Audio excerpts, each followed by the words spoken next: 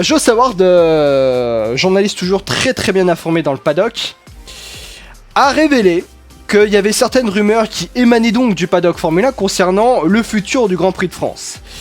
Parmi ces rumeurs-là, il y a donc le projet de Nice par rapport à par rapport peut-être à la délocalisation du Grand Prix de France du côté de la ville de Nice. Et il a donné beaucoup plus d'informations par rapport au tracé. Et selon ces informations, selon les rumeurs qui émanent du paddock, on aurait non pas un Grand Prix dans ce projet, encore une fois rien n'est acté, hein, mais dans ce projet-là, il y aurait un Grand Prix qui ne serait pas finalement, comme naïvement on pourrait penser sur la promenade des Anglais, bref, sur le bord de mer. Non, ça se ferait autour de l'Alliance Riviera qui, il me semble, alors je dis peut-être une connerie, va se renommer, je crois, MMG Ineos Riviera, puisque notamment un certain club de l'OGC Nice, le 5 club de l'OGC Nice, était bien racheté par Ineos. Bref. Possible, j'ai ça pas fait, d'infos. ça fait, quoi qu'il en soit, ça fait un peu Miami bis, et vous comprenez qu'on peut en rester un petit peu perplexe du point de vue sportif, uniquement, bien évidemment, les copains. On va écouter de l'Alliance, il y avait quelques lignes droites légèrement courbées, mais serrées, bien sûr. Là, j'ai pas d'infos pour le changement de nom, ok, j'aurai pas de soucis. Mais voilà, encore une fois, il y a cet aspect-là par rapport au Grand Prix de France, effectivement, par rapport à tout ça. J'en suis un petit peu étonné. Encore une fois, il y a aussi un truc que je voulais vous dire par rapport à tout ça. Quand vous faites un projet de Grand Prix ou un projet d'ébauche de Grand Prix, vous étudiez beaucoup de différents lieux, encore une fois. Le lieu qui est ressorti par rapport aux dernières rumeurs, c'est effectivement l'Alliance Riviera. Rien ne nous dit, encore une fois, qu'il peut y avoir, d'autres lieux, places à Nice qui pourraient être utilisés. Donc, voilà. Connaissant un petit peu la région, puisque j'ai la chance d'avoir une habitation dans cette région-là, connaissant les alentours de l'Alliance Riviera, je pense Jean Hart, qui est dans le chat notamment, on va pas se le cacher, c'est un peu petit, le parking de l'Alliance Riviera, on va pas se le cacher, c'est un petit peu petit. Enigma aussi, il est un peu petit le parking de l'Alliance Riviera, bon voilà. Pas convaincu perso, c'est pas un lieu pertinent comme MMI, je rajouterai aussi également qu'en France, on est très mauvais pour faire des copies ou des choses pour ressembler aux Américains. On est toujours très mauvais, j'ai jamais vu réellement de bons événements faits façon américaine en France. C'est minuscule comparé à d'autres endroits. Et oui, moi je suis niçois aussi. Bah salut JBeb, j'espère que tu vas bien, installe-toi tranquillement, mais c'est vrai que je pense qu'on est tous d'accord. C'est assez petit, donc, encore une fois, c'est une rumeur parmi tant d'autres. Je sais que je vais donner la parole à Baby Choum, je sais comment ça va terminer, mais on va quand même donner la parole à Baby Choum parce que la situation... Alors, là, on va parler dans un premier temps du projet uniquement du Grand Prix à Nice, sans parler du fait qu'il peut être délocalisé de Paul Ricard à Nice. Uniquement le projet en lui-même, Baby Choum. Grand Prix à Nice, tout simplement. Pourquoi ? Et pourquoi pas ? Pourquoi ? Et pourquoi pas ? Et pourquoi pas ? Pourquoi pas ? Regarde le calendrier actuel. Combien de circuits urbains ou semi-urbains ? Oui. Voilà. T'as plus d'un tiers du calendrier qui est déjà composé de ça. Je pense qu'on en a quand même assez. Ouais. Clairement, si tu veux du circuit urbain, tu as rien de la Formule E. Tout simplement. C'est pas une critique qu'il fait, hein. C'est comme ça. Non, mais c'est factuel. Ouais. Mais après, non, c'est trop. C'est trop, je critique pas forcément la localisation de Nice, c'est juste qu'on va encore faire on parle encore d'un projet, encore d'un circuit urbain en plus. Ouais. Et ça, clairement, ça m'énerve, tout simplement. Parce que je n'en vois clairement pas l'intérêt. Je comprends que, oui, le Paul Ricard déçoit, qu'il faut changer, je suis d'accord. Pour ceux qui s'y sont peut-être rendus sur place, c'est pas fou. L'ambiance est pas folle, le tracé se prête pas vraiment non plus à ce qu'on a pu voir ces dernières années en termes de spectacle. D'accord, faut peut-être changer, ça arrive au bout du contrat. Mais pour moi, pas pour Nice. Je demanderai juste à Jean Hart, avant de faire réagir aussi MMG, je crois que l'Alliance Riviera va évoluer aussi, il me semble. Il y a une évolution, ça va évoluer notamment en termes de travaux, si je me trompe pas. Donc, si je me trompe pas, encore une fois, mon cher Jean Hart qui est dans le chat. MMG, c'est vrai qu'on peut comprendre ce que dit Baby Chou, mais après je donnerai aussi mon avis par rapport à tout ça, mais c'est vrai que ça serait un petit peu too much en termes de circuit urbain à l'heure actuelle. C'est vrai que ça fait beaucoup. On sait que Monaco, c'était au départ la référence de tous les circuits urbains. Et aujourd'hui, on a vu quand même une tendance depuis une quinzaine d'années, notamment je pense à Singapour, qui est arrivé de mettre un peu plus de circuits en ville. pour que ce soit plus accessible, plus facile d'accès pour les spectateurs. Parce que derrière, aller en campagne ou dans un circuit, on peut voir que dans certains cas, ça peut être très difficile d'accès. Et je ne parle pas que du Castellet, hein, je parle bien sûr d'autres circuits où il y a eu des plaintes quand même. Et aujourd'hui, en fait, pourquoi Nice s'est intéressé et plus le Castellet? En fait, il faut comprendre aussi une chose. C'est que derrière, il y a un homme qui est passionné de sport auto, qui s'appelle Christian Estrosi. Christian Estrosi, quand il a ramené le Grand Prix de France au Castellet, c'était en 2016, c'était un projet très sérieux d'ailleurs. Il était président de la région PACA à l'époque. C'était donc il avait vraiment ce projet-là en tête et il a réussi à faire financer ce Grand Prix de France sans l'aide de l'État, qui elle, c'était, on se souvient, c'était à l'époque un État de gauche, du coup c'était sous le président Hollande, et Hollande avait mis un feu rouge, hein, ils avaient fait renaître le projet de Manicourt, mais bon, qui a très vite capoté, puisque bon, question environnementale. Et du coup, Christian Estrosi donc avait fait revenir le Grand Prix de France au Castellet en tant que président de la région PACA, donc en important à peu près 15 millions d'euros par an de dépenses, de subventions de la région et des autorités locales. Aujourd'hui, on est dans un contexte un peu plus complexe, puisque en région PACA, on est dans une situation où on va plutôt réduire la voilure. Hein. Le président actuel, René Muselier, avait dit en gros, on va plus pouvoir financer autant parce que c'est plus si rentable que ça. Il y avait un projet avec des retombées. Très cher. C'est très cher de faire un Grand Prix. Hein. Vous vous rendez pas compte, mais c'est très dur de faire un Grand Prix et qu'on soit rentable en fait. C'est ça. 30 millions d'euros par an, il misait 16 millions sur la billetterie, 14 millions de subventions de la région. Et avec des retombées potentielles de 65 millions d'euros, donc on parlait d'un bras de levier de l'ordre de 5, pour reprendre les termes d'Estrosi. Et aujourd'hui, on n'est plus dans ce contexte-là. Aujourd'hui, on voit bien que c'est plus rentable. Il y a eu des plaintes donc en 2018 sur l'organisation, sur le fait que c'était inaccessible. L'ambiance qui a été pourrie. 2020, Grand Prix annulé. 2021, on a eu une bonne ambiance, mais on vendait à perte. Et ce sont les mots de Pierre Guillonnet-Dupérat, d'ailleurs, qu'il a dit clairement, et 15 000 places, mais on vendait à perte. Cette année, ça va être une année décisive, parce qu'on sait que c'est la dernière année de contrat pour ce Grand Prix de France, et aujourd'hui, on voit les autres Grands Prix se renouveler, et nous, en France, on attend notre tour, et on voit bien que ça va...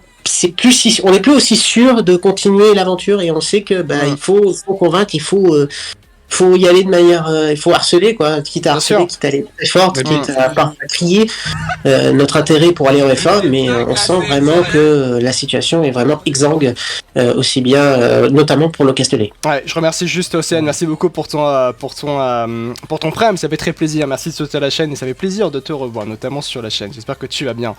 Je lis un petit peu, et tac, là c'est sur la tête, on a changé j'avais oublié qu'on avait changé l'alerte, merci beaucoup. Jeddah c'est un super tracé, alors oui c'est vrai, Jeddah c'est un super tracé, qui d'ailleurs, pour vous remettre dans la situation, par rapport à Babychum, je te donne la parole juste après parce que tu voulais réagir par rapport à ça, il faut savoir que le tracé de Jeddah, normalement le projet du Grand Prix en Arabie Saoudite, ça devait être dans un premier temps Jeddah, pendant qu'il y a une ville qui s'appelle Qidriya, si je me trompe pas.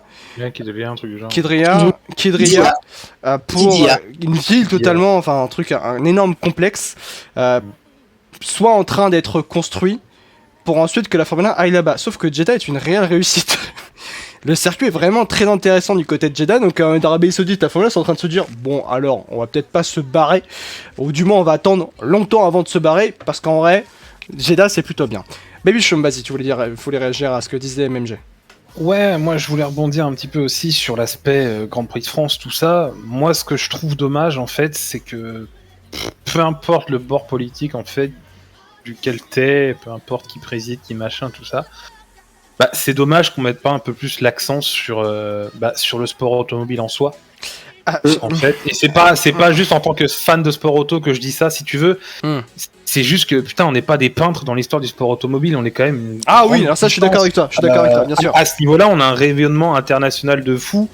On a une course mondialement connue, au Mans notamment. On a eu des grands pilotes, on a des grandes marques. Et en fait, je trouve ça dommage qu'on puisse pas, ou même peut-être que ça ait été fait bien avant, tu vois, mais quelque chose où on fait rayonner le sport auto, on promouvoit la Formule 1 une fois par an, que ce soit une fête, tout ça, plutôt qu'en arriver à se dire on va faire un circuit urbain dans des rues super étroites à Nice. Je trouve ça dommage en fait le cheminement que ça a pris. Alors, et après c'est question politique. Hein, mais il y a une question politique bien sûr. Il y a aussi quelque chose de très intéressant. Encore une fois, rien n'est confirmé par rapport à ça, mais Enigma dit aussi quelque chose de très intéressant. Je vais même mettre son message en avant. Je pense que MMG, tu rejoins le message de Enigma aussi. Parce que, comme l'a très bien dit MMG, faire un Grand Prix c'est très peu rentable. Et surtout pour l'État, aujourd'hui, on est quand même dans une politique assez austère, liée totalement par la situation Covid qui a fragilisé toute l'économie d'un pays, on va le rappeler aussi également. Et donc le fait qu'un investisseur privé arrive dans le GIP pour aider un Grand Prix, c'est très très important.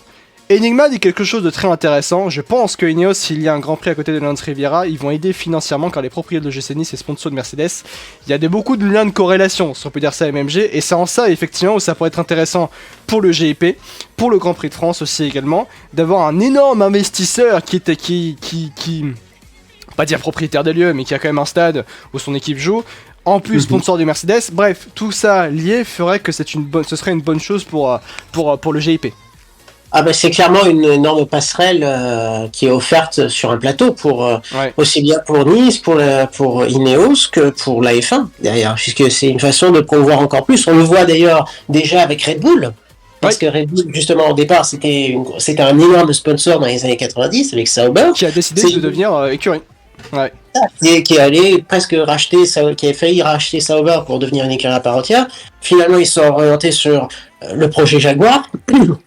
Pour acheter, ils ont racheté une deuxième écurie, ils sont devenus champions du monde dans les années 2010, pilotes et constructeurs, et aujourd'hui c'est un projet qui a grossi, et donc il y a eu le rachat du AR1 Heinz-Ring, du coup, qui est devenu le Red Bull Ring dans le milieu des années 2010, et aujourd'hui ce circuit, aujourd'hui on le voit, Red Bull ils peuvent se permettre de perdre de l'argent, et là je vais revenir justement à ce que tu as à la crise sanitaire, on se souvient en 2020.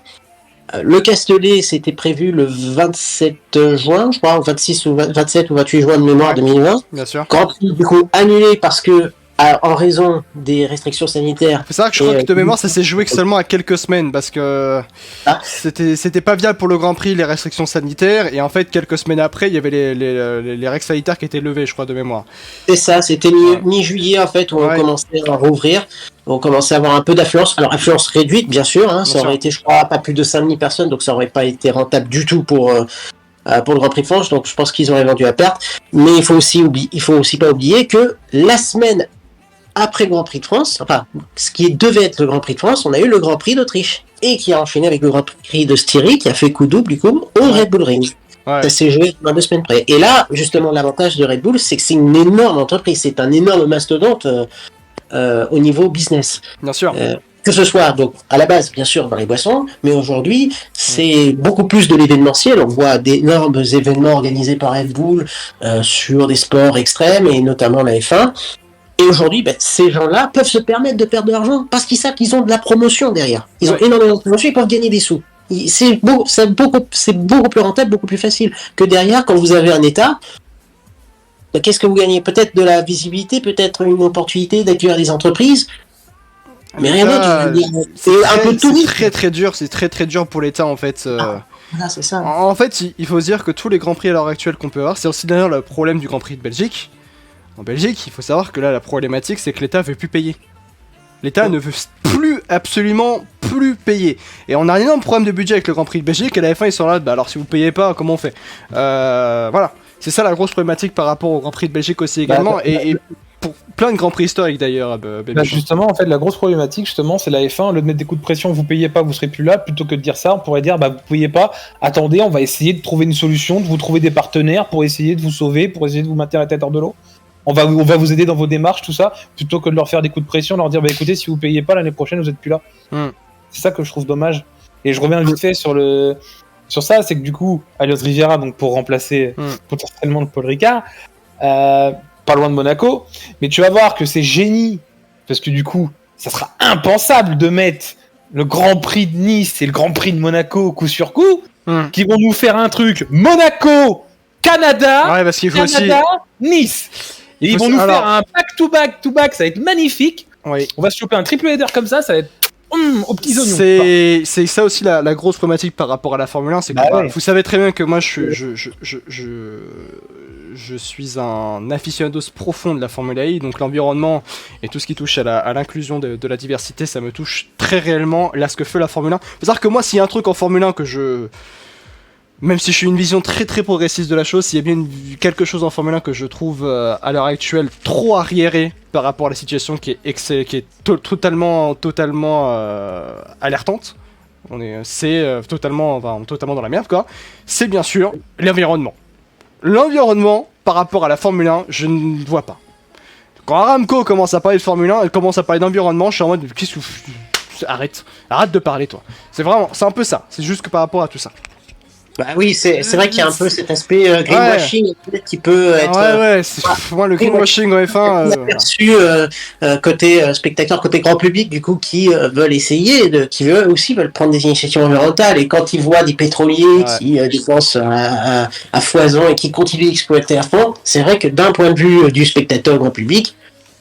Alors que pour le coup, par rapport à la Formule 1, il faut savoir que du coup, j'ai parlé beaucoup parce que je voulais absolument en savoir plus. J'ai discuté beaucoup avec la directrice de l'environnement qui s'appelle Julie Paillet du côté de la Formule 1. Elle m'a expliqué tout ce qui se passait, comment était en train de se faisait la Formule 1.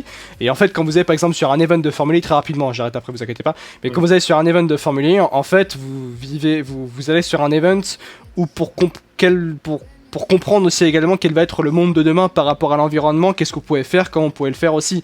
Il y a une éducation par rapport à tout ça, et c'est ça qui rend ça où c'est extrêmement intéressant, alors que quand vous allez sur un Grand Prix de Formule 1, alors c'est très bien quand vous allez sur un Grand Prix de Formule 1, vous vous amusez, mais vous avez pas le lifestyle de demain et tout, par rapport à l'environnement. Donc ça aussi. C'est surtout que tu veux t'aligner sur tous les fronts. Tu veux gagner du pognon tout en étant écologique et en réduisant... Non, tu peux pas, c'est impossible. Tu sais pourquoi ? Parce que du coup, ton Grand Prix que tu vas vouloir remettre à ton calendrier dans je sais pas quelle ville de Babelwed ou je ne sais où d'autre, là, qui va te donner 80 millions par saison pour organiser son Grand Prix, mais qui va te dire dans sa clause, ah bah non, moi je veux pas être à côté du petit copain la semaine d'avant ou la semaine d'après, vous mettez ça.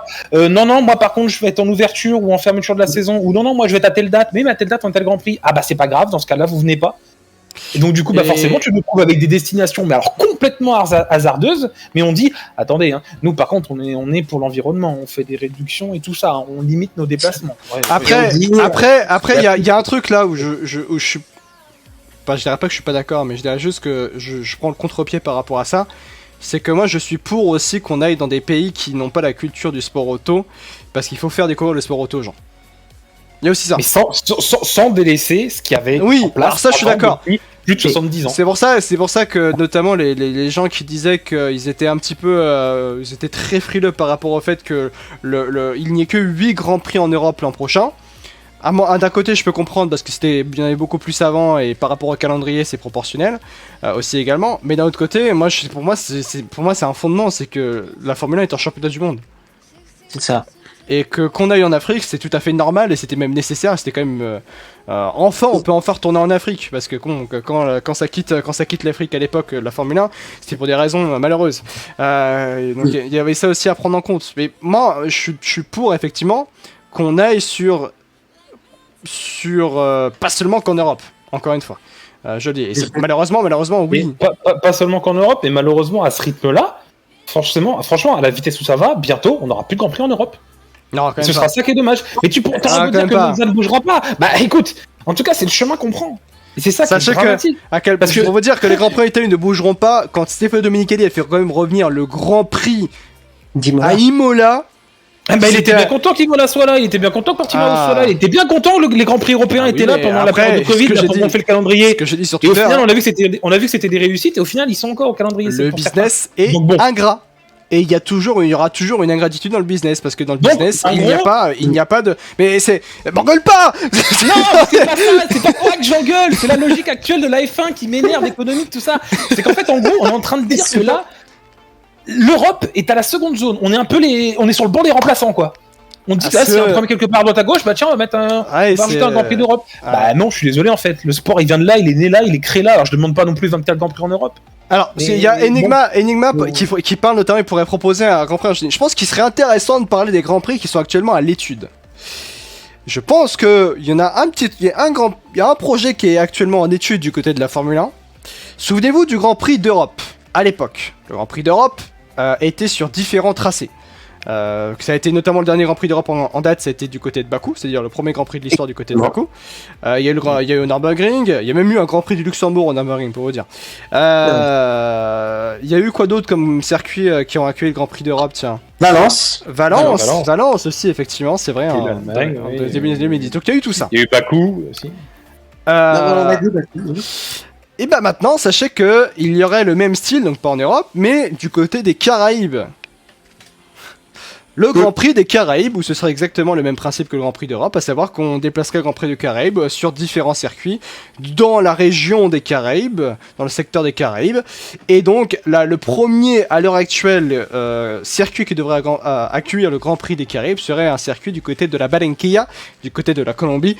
Pour la petite anecdote, c'est là où est né Shakira. Vous ne demandez pas comment je sais ça, c'est que je le savais, c'est la culture G. Voilà. Il y a eu tout ça. Il y a eu ces projets-là. Il y a le projet, bien sûr, du retour de la F1 du côté de l'Afrique du Sud. Bon, bah, ça, je pense qu'on est tous d'accord pour dire que c'était tout à fait normal. Il y a la mine qui devrait revenir l'année prochaine. Petite information par rapport à ça, il y a 2 ébauches de calendrier pour l'an prochain. Dans ces 2 ébauches-là de calendrier, donc les ébauches, c'est des brouillons, si on peut dire ça ainsi. Bref. Eh bien, il y a dans les 2 ébauches, dans les deux, il y a le Grand Prix d'Afrique du Sud. Donc normalement, le Grand Prix d'Afrique du Sud devrait être bon pour l'année prochaine. Encore une fois, ça reste à confirmer. Il y a Las Vegas, il y a le Qatar aussi également, mais ça on le savait déjà.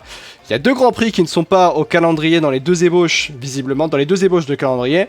Je vous laisse deviner dans le chat lesquels sont, et on en reviendra tout à l'heure. Mais voilà, un peu Baby Shum, voilà un petit peu tout ce qu'il y a comme projet aujourd'hui en Formule 1. Ah, on rajoutera Madrid aussi, mais on en parlera après.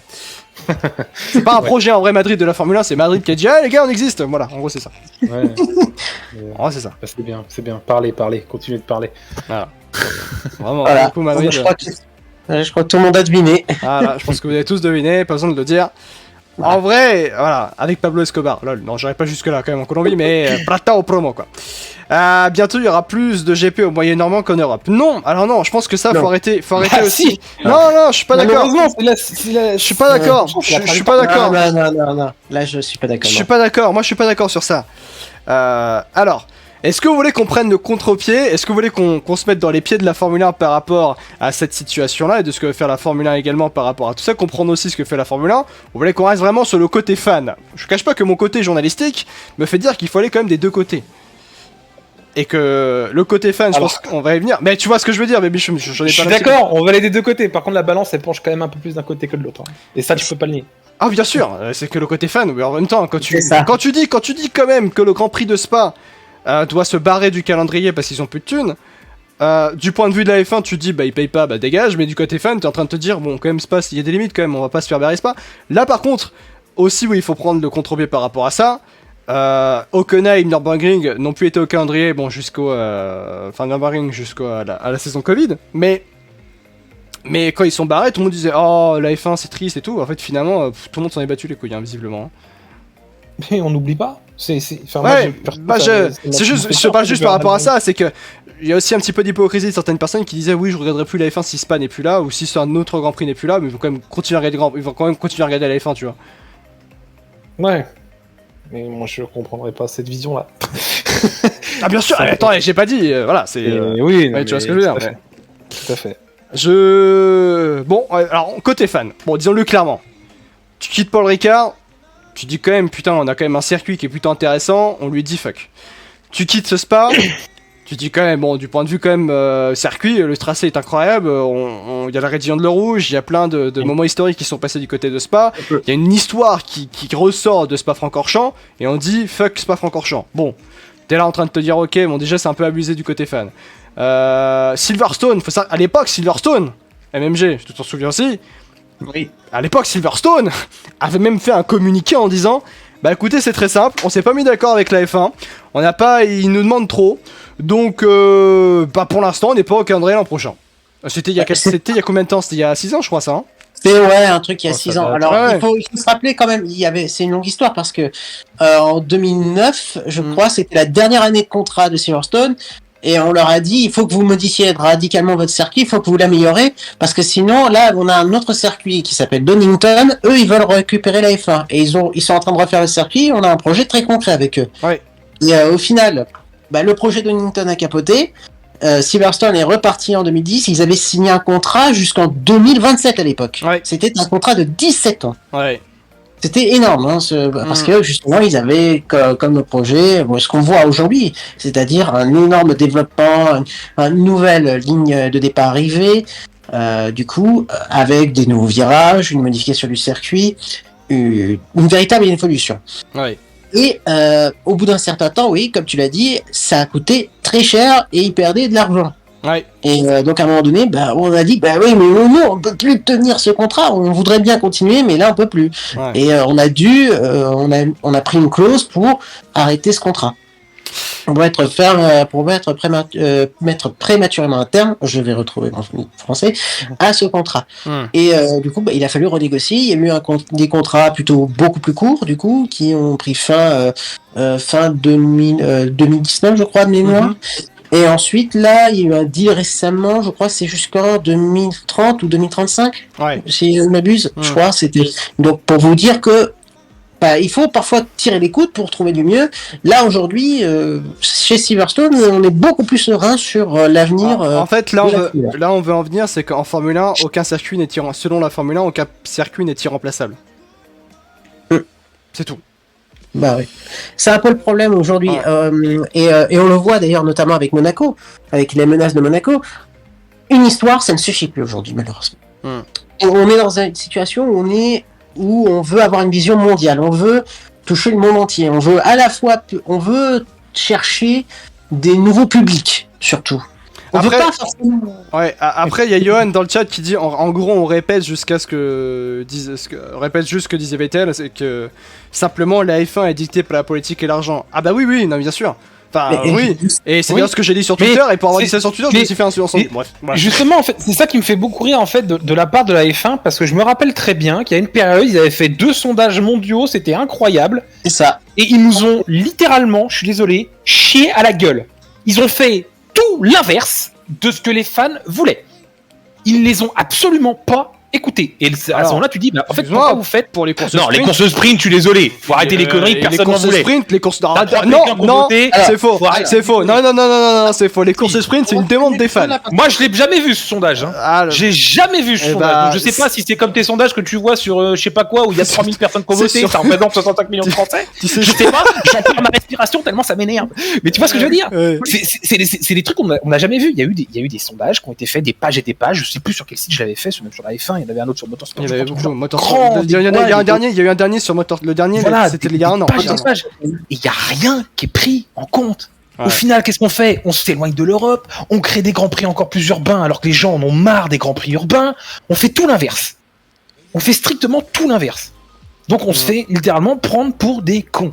Après, encore une fois. Par contre, la F1 gagne de l'argent, donc ça va. Oui. Si la F1 gagne de l'argent, fait du profit, ça va. Nous, après, on s'en fout, hein, clairement. Pas de problème. S'il faut se lever à 4h30 tous les matins, enfin tous les dimanches pour aller voir un Grand Prix à Wellington ou je ne sais où, ok, là, il n'y a pas de souci. Mais le reste, on s'en fout de nous, tu vois. Après, il y en a beaucoup qui disent que la Formule 1 veut faire que des circuits urbains. On me dirait l'Australie, c'est un circuit semi-urbain, urbain. Vous me comprenez par là par rapport à Melbourne, mais si vous voulez vraiment que des circuits urbains, il serait allé à Sydney, hein. Il y a ça aussi à prendre en compte aussi par rapport à ça, par rapport à la F1. On a parlé du côté fan. Et Baby Choum l'a très bien résumé, je pense qu'on est même tous d'accord par rapport à ce qu'a dit Baby Choum. Par rapport si on se met à la place de la Formule 1, parce qu'il faut se mettre des deux côtés. En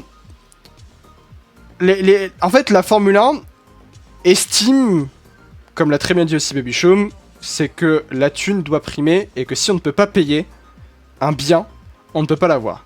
Je donne un exemple. Si en gros, vous avez 150 000 euros et que vous avez une maison à 200 000 euros, bah vous pouvez pas avoir la maison à 200 000 euros puisque vous avez que 150 000 euros. C'est le prix demandé. En gros, c'est ça, c'est le prix et la demande. Il faut aussi se prendre en compte qu'aujourd'hui, la F1 est en train, a gagné en valeur, mais d'une manière assez fulgurante depuis la saison Covid, a gagné en valeur d'une manière assez fulgurante, donc c'est lié à plusieurs choses, notamment principalement au fait que la F1 a réussi à s'exporter par rapport à sa comment dire, sa pluralité, par aussi au fait grâce à Netflix, on va pas se le cacher, Netflix a bien fait en sorte que la F1 évolue et touche un nouveau public, donc tout ça mélangé fait que beaucoup de personnes très importantes eh bien, veulent venir voir la Formule 1. Le Grand Prix de Miami, ça a été l'exemple parfait, parce qu'en fait, la Formule 1 a fait beaucoup plus d'argent, a récolté beaucoup plus de bénéfices en faisant un Grand Prix à Miami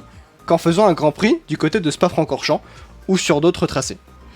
Et que c'est là aujourd'hui le nerf de la guerre pour la Formule 1. Je vous donne un exemple par rapport à la Formule 1, et c'est là où vous allez vous dire « Ah ben d'accord ». Ah ben d'accord. Vous allez voir cet exemple-là, et vous comprendrez effectivement ce que fait la Formule 1 et comment est la Formule 1 aujourd'hui. Et que c'est une vision logique des choses. Si vous mettez dans les choses de Liberty Media, un billet VIP sur un Grand Prix vaut approximativement 45 fois plus qu'une enceinte générale. C'est un collègue journaliste qui m'a donné cet argument. Ça vaut 45 fois plus qu'une enceinte générale. Donc un Grand Prix garantissant 1500 billets VIP ou 60 000 spectateurs apportent des retours similaires. Donc la majorité des fans en gros ne voient pas ça quand on parle par exemple de Monaco, de Spa et du Castellet. C'est sur cette vision là que la Formule 1 est aujourd'hui. Et que monétairement parlant, la F1 est en train de se dire écoutez, si c'est comme ça, on va pas se casser le cul et on va faire ça. Parce que la Formule 1 et la FOM, enfin surtout la Formule 1, c'est une entreprise. La FIA est une fédération. La F1 est une entreprise. La F1 doit faire de l'argent. La F1 doit se développer. Et c'est aussi en ça, en fait, il faut aussi... Alors, il faut voir les deux visions des choses. Le côté fan, où je rejoins totalement, et le côté aussi business, qui ne peut pas, en gros, se faire sans le côté business si la F1 doit vivre ou survivre. Parce que c'est une entreprise. Et là, on est face à un gros problème. C'est qu'en fait, il faut voir la balance des deux côtés. Et c'est très dur, en fait, si tu te mets de la balance des deux côtés. Bon, Baby Choum, vas-y. Allez, Baby Choum, c'est à toi. Non, mais c'est bon. Je pense que je suis déjà assez emporté pour... Ouais. Je pense que tout le monde est au courant de mon point de vue là-dessus. Je trouve ça, en fait, strictement lamentable, en fait. C'est juste déjà lamentable. T'en as plein qui rêvent d'aller voir leur premier Grand Prix IRL. Bientôt, ce ne sera plus possible pour eux. Parce qu'ils vont devoir claquer je ne sais combien. Ce sera littéralement impossible pour eux d'aller voir un Grand Prix à ce moment-là. Alors par contre, ils vont voir là les David Beckham, respecte Scherzinger. Non, mais David. Pas Beckham ou quoi, mais je veux dire, allez, je te prends insérer célébrité lambda que vous voulez, je sais pas, un PK de la télé-réalité ou je ne sais quoi, tu vois, qui va dans les paddocks. Que tu vas dire. Si tu commences par un doua et que tu finis par l'IPA, tu te fais ban, d'accord? Non, j'insère des guillemets, insérer la célébrité random que vous voulez. Mais qu'il soit sur la grille, que tu la vois filmer, machin, qui y connaît absolument rien, ne serait-ce que même pas les bases, qui ne connaît même pas un pilote, il serait peut-être Lewis Hamilton, que tu vas la voir sur la piste super avec sa caméra en train de faire sa folle toute contente, tu crois que c'est ça qui va faire la promotion de la F1? Je vais te dire un truc, c'est que là aussi, il faut s'y voir aussi, c'est que cette personne-là va proposer ça sur ses réseaux sociaux, ça va toucher des nouveaux fans, et ces nouveaux fans vont vraiment regarder la Formule 1. Mais je sais qu'il en faut. Voilà, je suis d'accord, mais ces nouveaux fans vont regarder la F1, mais ils vont jamais s'y rendre. Parce que là, en fait, le chemin qu'on est en train de prendre aujourd'hui, si tu veux, c'est que c'est bien beau de regarder la F1 à la télé, mais c'est aussi une expérience unique d'y aller en vrai. Je sais bien que c'est totalement différent. IRL, tu n'as pas la même qualité qu'à la télé, mais quand tu es devant ta télé, que tu n'es jamais allé sur place, t'as envie d'y aller, t'as envie de connaître, t'as envie de comprendre ce que c'est. Et bientôt, ce sera plus possible parce que tu n'auras que des VIP. Et donc, tu n'auras plus d'ambiance. Voilà, pour avoir fait Monza, et tu l'as fait aussi, tu vois très bien comment c'est, les ambiances là-bas, c'est unique et t'en redemandes chaque année. Et je demande d'ailleurs retourner chaque année. Pour répondre à... ça sera plus possible. Pour ajouter par rapport à Bibichon, il faut savoir que moi, cette année, encore une fois, je fais le Grand Prix de France en étant en hospitalité, même pas vraiment en hospitalité, c'est pas vraiment une hospitalité, c'est une tribune un petit peu plus VIP au-dessus de la tribune de la ligne droite des stands. Pour ça qu'on se verra, d'ailleurs. Notamment au Grand Prix de France pour ceux qui y seront. Et que... et que le Grand Prix d'Italie, par contre, je suis là pour le coup, c'est comme l'an dernier, je paye ma place et que je suis et je suis au milieu de la fan zone et tout, et je suis d'ailleurs sur la ligne droite encore une fois de départ arrêté, et que le Grand Prix d'Italie c'est une ambiance qui est incroyable et que moi j'aime bien vivre aussi. J'avoue que pour vous dire un petit peu l'histoire, c'est que alors paddock F1, ça fait la gueule, hein. On s'amuse pas, hein. Enfin, après, les gens sont peut-être pas là aussi pour s'amuser, mais on s'amuse pas trop. Les gens font beaucoup la gueule en paddock F1. Alors que en tribune, bah tu t'amuses, voilà, tu vis une expérience F1, et c'est aussi ça aussi ce que d'ailleurs recherchent les fans et recherchent la Formule 1, c'est l'expérience Formule 1. L'expérience Formule 1, ce n'est pas seulement la piste. C'est tout ce qu'il y a autour. Et c'est pour ça que notamment Trika dit un truc auquel je suis absolument pas d'accord. Si on veut voir un festival, on va au Solidays. Non. Non. Absolument pas. Si tu veux, quand tu vas sur un Grand Prix de Formule 1, et c'est d'ailleurs ça, pour le coup, je pense qu'on est tous d'accord pour dire que c'est une bonne chose faite par la Formule 1, c'est que la Formule 1 impose désormais qu'on ne vienne plus seulement sur un Grand Prix, on s'assoit et on attend. Non, quand on va effectivement sur un Grand Prix maintenant désormais, vous avez des concerts, vous avez des activités, vous ne vous faites pas chier, tout simplement. Oui, regardez ce que fait le Grand Prix de France, j'oserais dire, cette année. Vous avez des concerts, vous avez eu David Guetta en 2018, on a eu Dom Sinclair, Martin Solveig en 2019. Là, cette année, nous aurons Synapson, Magic System, nous aurons Kungs. Ouais. C'est pas des petits noms quand même, hein, qu'on a. Ce sont des gens qui sont quand même connus, qui ont une portée internationale. Ouais. Ne l'oublions pas. Et je ne parle pas des animations qui sont proposées autour. Ce sont des choses qui ont été faites justement pour qu'on soit dans l'ambiance du Grand Prix de France, pour qu'on attire aussi. Oui, ce n'est pas l'argument premier, Trika, bien sûr. Je ne sais pas. Tu sais qu'en fait, aujourd'hui, aux yeux de la F1, c'est fait partie des arguments premiers. Bah oui. Et je parle pas des fans. C'est que... je lis le message de Hamidou, tiens. Le problème est que maintenant la F1 est en bonne santé et peut se permettre de tourner le dos au circuit historique. Le problème c'est que les Américains se lassent très vite. Oh là, le message est parti. Se lassent très vite même. Et le jour où la hype sera passée et que Miami, Las Vegas vont se barrer, tu feras comment? Car les circuits historiques ne vont pas continuer à entretenir les pistes. Ils n'auront pas.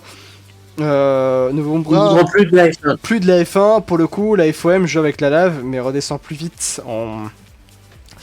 Après, c'est le même problème aussi avec le Paris Saint-Germain, hein, quand il y a les Qataris qui vont partir, comment on fait?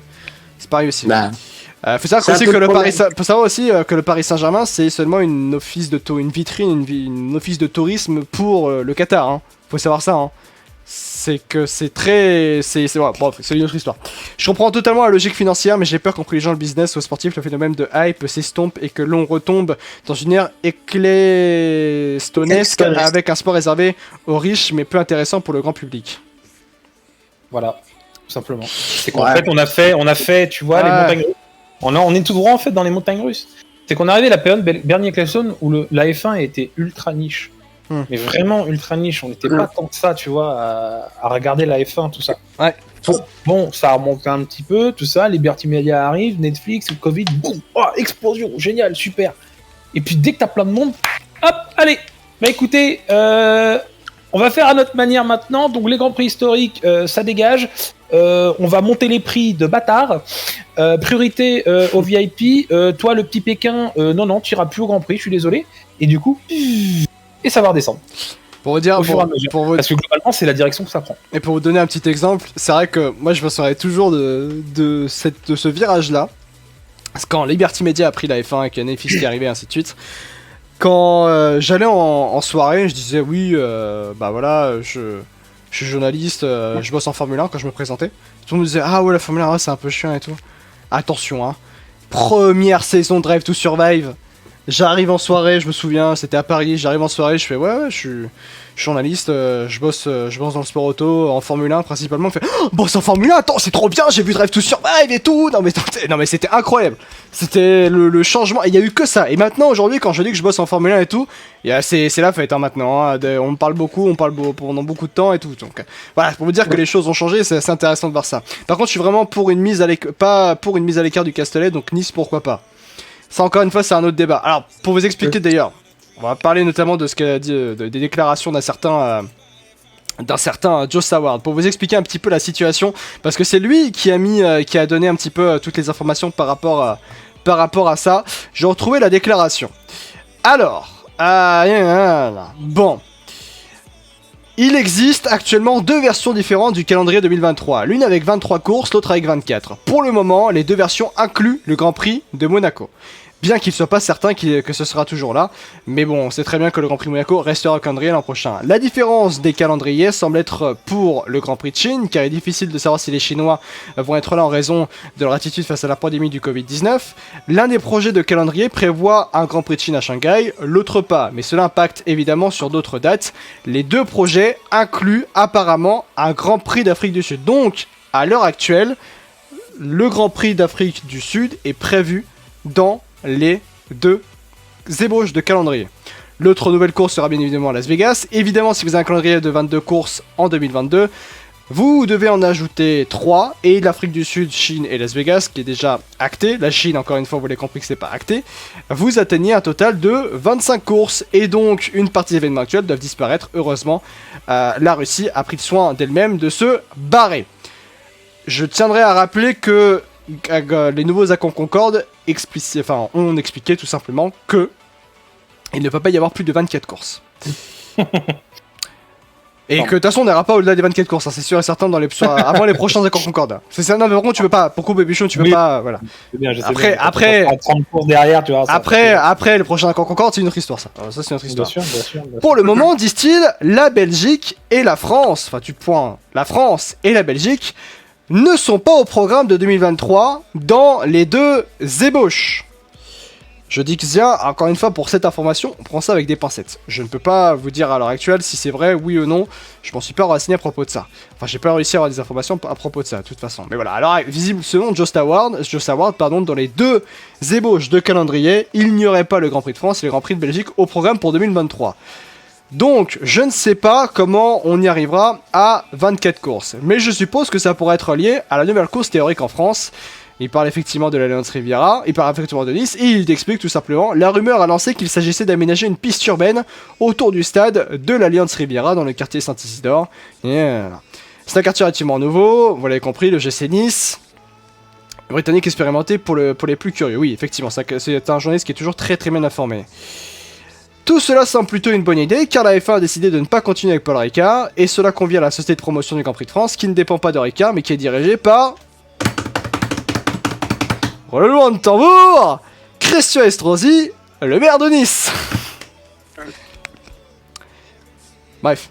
Comme par hasard. C'est ça. Alors, je pense qu'il n'a pas les bonnes informations en vrai, parce que c'est pas totalement ça en vrai, MMG. Alors, pour être tout à fait complet quand même sur cette histoire, évidemment, c'est bien Christian Estrosi qui a créé le GIP Grand Prix de France, donc qui a permis le retour du Grand Prix de France au Castellet. Mais aujourd'hui, donc Christian Estrosi était président de la région PACA, comme je l'ai dit, mais aujourd'hui il ne l'est plus. Ouais. Il est, je crois qu'il est juste numéro 2, il est adjoint, mais il a quitté du coup le patronat, enfin la présidence de la région, et aujourd'hui c'est Ron Muselier qui est un ami politique d'ailleurs de Christian Estrosi. Ouais. Et alors Estrosi du coup, lui est revenu à la mairie de Nice. Oui. Aussi, ça aussi qu'il faut prendre en compte, bien sûr. Mais bon, après, il existe bien du lobbying politique pour tout ça. Non, les copains. Et Muselier, du coup, a dit, nous, on peut plus financer autant. Il a eu à différents sons de cloche vis-à-vis du Grand Prix de France en termes de subvention. Donc il a dit, on peut plus financer autant. On est obligé de réduire la voilure si on veut que ça continue. Alors, il semblerait que Miami est bloqué au mois de mai et que Montréal ne bougera pas à sa date de juin. Donc effectivement, durant le printemps, on fera 2 voyages transatlantiques. Voilà, la politique, ça fait très plaisir. Exactement ce que je disais tout à l'heure. Alors ça, par contre, l'environnement, ça fait plaisir. L'environnement, c'est bien en dessous de ça, par contre, ça pour le coup, ça me débecte. Encore une fois, l'aspect business et tout. Encore une fois, vous avez compris que l'aspect business, c'est le business, c'est comme ça. Par contre, l'environnement, faut pas décoder. Vraiment, là, c'est bon. Encore une fois, et ce qu'on dit bien, on insiste bien. En fait, c'est pas que ce qui pollue le plus, c'est le Grand Prix lui-même. C'est toute la logistique qui va autour. Hein, parce que vous avez énormément de semi-remorques, énormément de camions, et je ne parle pas des avions qui font les allées-venues parfois entre Europe, Amérique, Asie. C'est une logistique hyper complexe. Et c'est énormément de gaz à effet de serre d'émissions de gaz à effet de serre qui est émis par tous ces équipements. Ah, c'est exactement ça, donc c'est très très problématique cette situation par rapport à la Formule 1, vous l'avez compris, par rapport aussi écologiquement parlant. Information à prendre en compte par rapport au calendrier de l'an prochain, effectivement il devrait bien effectivement avoir le Grand Prix d'Afrique du Sud, c'est acté, on va pas c'est quasiment acté, il faut juste savoir si l'Afrique du Sud est prête à accueillir la Formule 1 dès l'an prochain. Le Qatar sera là. D'ailleurs, MMG Baby Shoom, ça c'était sûr, on le savait. C'était sûr, mais voilà, il y aura des sacrifiés. Il semblerait qu'à l'heure actuelle, les sacrifiés, selon Joe Saward, encore une fois, la Belgique, je ne vous cache pas pour avoir discuté avec certains journalistes belges, la situation après le frein notamment, je disais pas que des conneries visiblement, par rapport à la Formule 1, mais en fait c'est très compliqué. Pour vous expliquer la situation par rapport à la Belgique, je pense que beaucoup de Français ont oublié un petit peu ça. En Belgique, personne n'y croit. Je vous dirai pas lequel journaliste belge, mais c'était quelqu'un qui est très très bien informé par rapport à la Formule 1. En Belgique, personne n'y croit par rapport au fait que la Formule 1 restera en Belgique. Le financement est mi-privé. Spa Grand Prix est une boîte privée, en théorie. Mais la date annuelle colossale est payée par la région wallonne et donc par l'argent public. C'est pour ça qu'en Belgique, ce Grand Prix, pour ça, est très très critiqué en Belgique. Et c'est ce que je disais tout à l'heure aussi. Pourquoi il n'y a pas d'aide de la part de la FIA et de la FOM Pourquoi il n'y a pas d'aide? Parce que là, attendez. Parce que ça, on va taper un peu dans le porte-monnaie pour en fait, c'est que historique du calendrier, ça serait dommage, ça ferait. Non, en fait, c'est que il y a aussi, et c'est toujours le cas, oui, effectivement, Sacha. En fait, il faut aussi, il y a un truc à prendre en compte par rapport à tout ça, c'est que si tu vas aider le Grand Prix de Belgique, pourquoi tu vas pas aider pourquoi tu vas pas baisser le prix de l'Arabie Saoudite, ni ainsi de suite. C'est ça. En fait, c'est que tu déstabilises. En fait, si tu fais ça, tu déstabilises tout un marché. Je demande pas non plus à ce qu'ils payent, comme je dis totalement. Au pire, t'es dans des démarches, t'es là trouver des entreprises annexes. C'est pas le business model de la Formule 1 n'est pas ça. C'est ça en fait, que c'est ça aussi d'ailleurs les réactions que j'ai pu avoir par rapport au thread, c'est comment on dit mais la Formule 1 pourrait les aider. Mais vous vous rendez compte que si on est de la Belgique, il faudra aider tout le monde et ainsi de suite. Le business model il explose, hein. Le business model est terminé, hein, si on fait ça. Hein. Et que en fait, tu détruis tout un business si tu fais ça, et tu détruis tout un marché. De la faute de qui? Mais encore une fois, c'est de leur propre faute. Hein. C'est de leur propre faute de gonfler les prix comme pas deux, comme ça. Au bout d'un moment, forcément, t'as certains circuits qui suivent plus. Alors après, pour le coup, c'est pas la Formule 1 qui a fait gonfler les prix, c'est les pays émergents économiquement qui ont fait gonfler les prix. Et qui ont donc augmenté la valeur du marché. Et qu'ils étaient pas contre. Donc du coup, ça fait une nouvelle barre de référence. Après, je pas dit le contraire, ils étaient pas contre. Ça fait une nouvelle barre de référence. Oh putain, ils ont mis ça. Bah attendez, si vous voulez rester, du coup, on va commencer à ces prix-là. Et aussi par rapport à ça, bon, du coup, ça fait très sport business, mais quand du coup, on te donne beaucoup plus de thunes, ta valeur elle augmente, et comme ta valeur elle augmente, bah pour Spa par exemple, le prix augmente, et par rapport à tout le monde d'ailleurs, le prix augmente.